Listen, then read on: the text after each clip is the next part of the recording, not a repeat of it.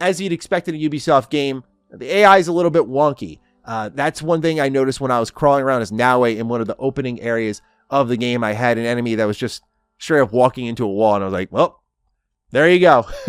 And yes, AI that is never wonky are my very own creations, like this lovely lady right here. But I must add, folks, that this video is a few days late because apart from gooning from here to Hell's Kitchen, I had to get some released videos much more ahead of the queue than this very one you're about to see. But I sit back and you enjoy Assassin's Creed Shadows, the breakdown of Ubisoft. Nice legs.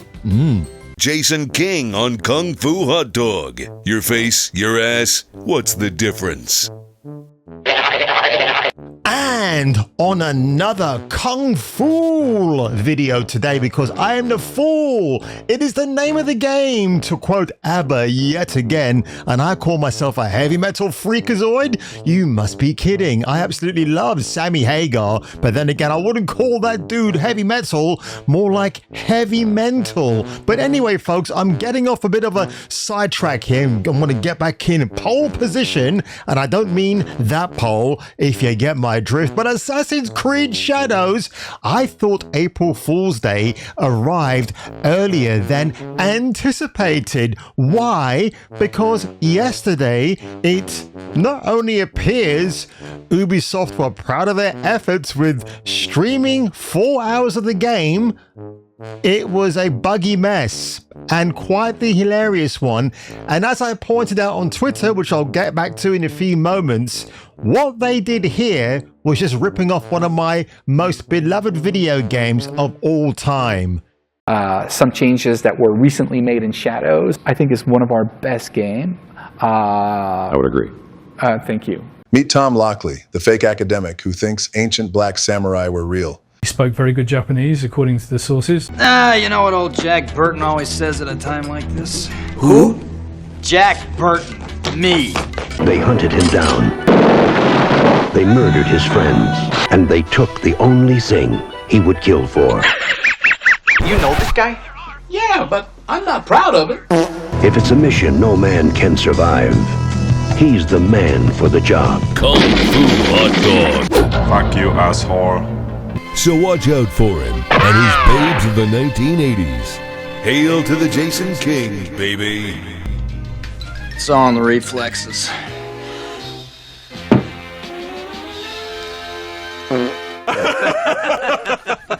So one day ago, Jaw Raptor, one of my sometimes favorite YouTubers, when he's not blathering nonsense, streamed 4 hours of Assassin's Creed Shadows. I think the expression on his face here is absolutely perfect. I might even clip it later on for this video because he was just there to engage viewership because he wants to get to 1 million viewers. And I suppose people like him and the Rad Brad, who also live streamed the game. No, he actually did a pre-record. That dude doesn't do live streams, but the Rad Brad, he's one of these guys, again, one of my all-time favorite YouTubers, but he doesn't get involved with the culture war. He definitely knows it exists, but he doesn't acknowledge it. So again, when he said he actually likes the game so far, that's entirely his choice. I won't hold that against him. But then again, he's married to a black woman, so if he were to say anything out of order, he might get a good slapping around the ear hole. So again, I have watched some of this gameplay, and I'll tell you one thing from the offset, right? This is not an Assassin's Creed game. It doesn't feel like one. It doesn't look like one. It just looks like its own weird black sheep of the family. Yes, it's called Assassin's Creed Shadows, and maybe I'm intertwining black and shadow all together. But honestly, it's embarrassing. You have moments where Yasuke, who, by the way, is the most OP'd black samurai in all of ancient Japan. I mean, the dude actually bulldozes concrete fences along the way. Why? Because he can, I suppose. And again, I gave a reaction yesterday to Doom, the Dark Ages. That theme of darkness is creeping up on this video today. What's going on, to quote Marvin Gaye? But seriously, when you look at Doom the Dark Ages, and again, you can question maybe one or two elements about that game, the Doom Slayer in the next iteration of that Doom game is described as a tank-like being. He's a ground attacker. He's walking around slaying and flaying demons everywhere. And in the grand scheme of things, that makes absolute sense to his character. But when it comes to a black man who is echoing George Floyd and walking around ancient Japan, slaying innocent Japanese villagers, in what grand scheme of sense does that make any kind of logic whatsoever? No matter how little it's worth now. No more. I can't run anymore. What do you want from me? I only have questions. Starting with, why are you gay? Who says I'm gay? The answer is, it makes no sense at all. Then you get Thomas Lockley interjecting his woke narrative about, yeah, this was ghettoizing if you don't believe Yasuke was a samurai. I mean, what ounce of proof does he have? Is he a historical sleuth? He's not. He's just a hack who's just a plant. He's there to be sat down and to regurgitate garbage that comes out of his mouth. And you, like the simpleton fools that some of you are expected to lap it up. At first I didn't believe it. I'll admit that. I work for a university called Nihon University in Tokyo. My job is historian, researcher, and also a language teacher. Yasuke is pretty well known in Japan. He's not known by everybody. No shit. And my God, you're a very intelligent audience because, like me, you don't believe that tomfoolery whatsoever. Now, getting back to my point about this today, so I'm just going to go back one. So from Uncharted 2, when Drake has survived that near-death experience from the train that goes off the rails, quite literally, in one of the most badass all-time sequences I've seen in a video game. He's recovering on Tenzin's farm and he's walking around. One of the trophies you can get is to pat the friendly animals in the yard, and here he walks up to a yak and he does this, and you're probably thinking, Jace, what's this got to do with Assassin's Creed Shadows? Well, my lovelies, I'm about to show you that very thing. Hey, how are you, fella? So by the way, I should shed some light on this. This was the live stream that Ubisoft themselves put on. Watch what happens here. Hello. Hello. Come here. Come here. Come over here. He's not sure. He's not sure. We're not, no, he's not sure not cool because like your yet. Don't worry, fucking I won't game hurt is bug-ridden, you numbnuts. Hold on a second.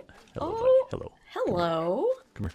Come here. And there you go, Naoe, the lovely Naoe, I'm being very kind about her looks by the way, attempts to pat the Japanese dog and nothing happens. Then you've got these three embarrassed fools from Ubisoft, one called Chastity Vicencio, Charles Benoit, the game director who will soon be fired, and Chris Waters, who is saying to himself, what the fuck is going on here? I don't know if the man is Italian, but quite honestly, he ought to think about adopting that nationality, seeing the putrid and putrid gameplay of this ridiculous moment. You're showcasing this game to millions of people around the world, and they still cannot get it right.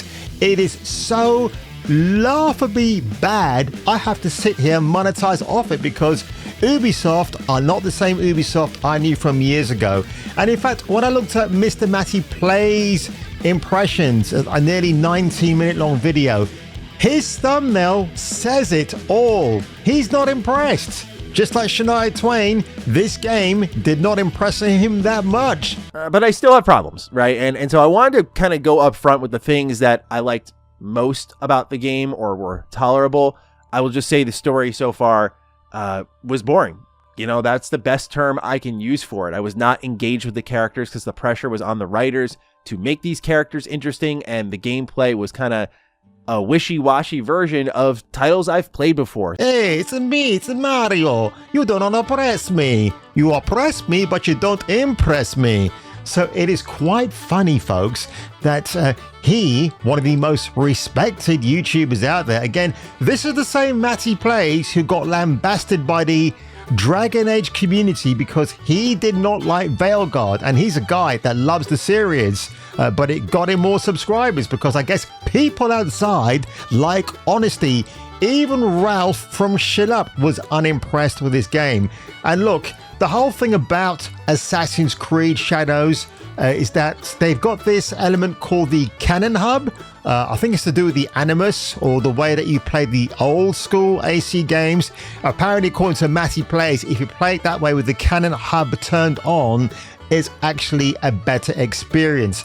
But it doesn't save the game from being absolutely boring. I will just say the story so far was boring. And again, you've got two protagonists. Naoe is the more accomplished with all the abilities intact, so she can go along rooftops, do various stealthing and other mechanics, whereas Yasuke, being the overweight black tank that he is more of a ground walker, so he can't perform all the abilities that Naoe can. So again, I guess that was a deliberate choice from Ubisoft to do that. I don't know why, it makes no sense. And you know what, when it does come to playing as two people in the Assassin's Creed franchise, I think back to 2014 and the Syndicate, where you've got the Fry twins.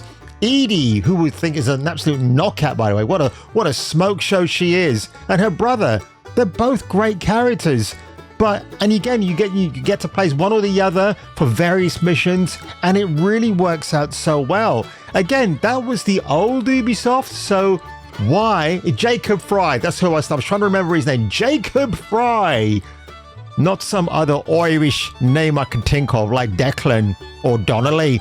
But yeah, you got those two characters, and they're absolutely fantastic. You even have that great DLC where you're Edie Fry and you're going after Jack the Ripper as well, if I remember that correctly. So those old school games are great. I mean, Valhalla, I won't even touch that game because I've heard complaint after complaint about that game, how you think it's going to be over and you have to keep grinding for more and more. So what's the point?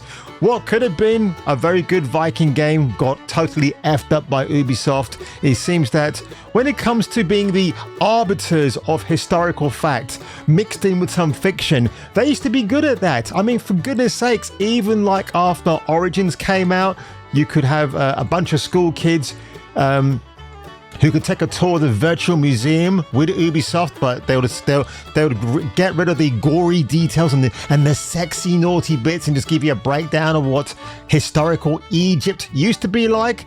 That was all good, but then again, when I think about how Ubisoft might have started to become then and what they are now, you don't even know if those so-called virtual tours were filled with mind-numbing, woke, hive-minded material hidden in the asset somewhere. So who knows? But of course, let's not forget that memorable date, folks, of March the 20th, 2025, when Ubisoft releases this game.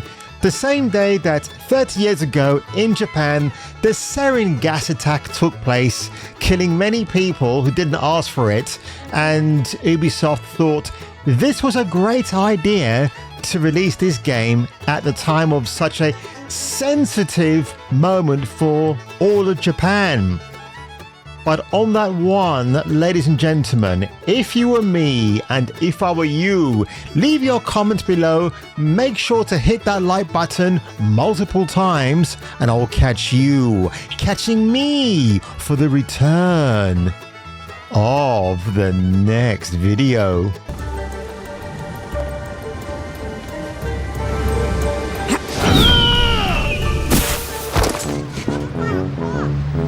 My back! Oh, my back!